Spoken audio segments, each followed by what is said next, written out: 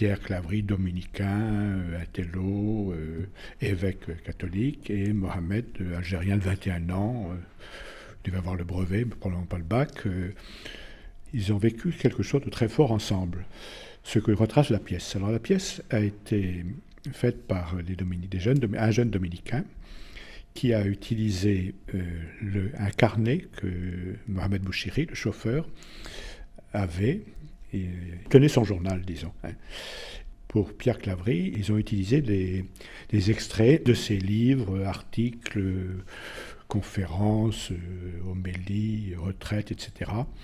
Et donc la pièce, la trame de la pièce, c'est un seul acteur qui joue les deux rôles. C'est Mohamed, le chauffeur, qui en fait fait le récit.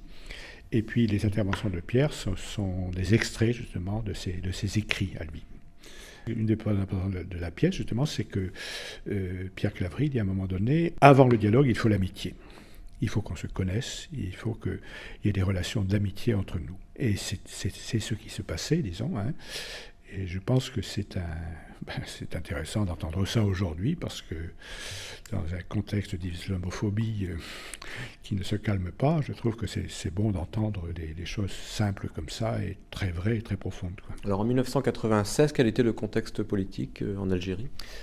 Bon, c'était ce qu'on appelait la décennie noire, c'est-à-dire la guerre civile qui, grosso modo, entre 1990 et 2000. Hein.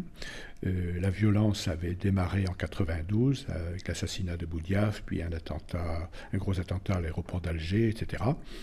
Et il y avait donc les islamistes qui étaient représentés par le FIS, le Front islamiste du salut, qui a été interdit.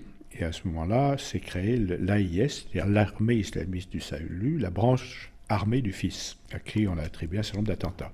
Mais il y a eu aussi d'autres groupes qui ne rentraient pas, qui ne faisaient pas partie du FIS, qu'on appelait les GIA, parce que ce n'était pas le GIA, mais les GIA, les groupes islamistes armés. Donc des groupes très divers, il y avait un peu de tout, il y avait des extrémistes certainement musulmans encore plus radicaux que le FIS, il y avait des espèces de chefs de guerre, enfin il y avait un peu de tout.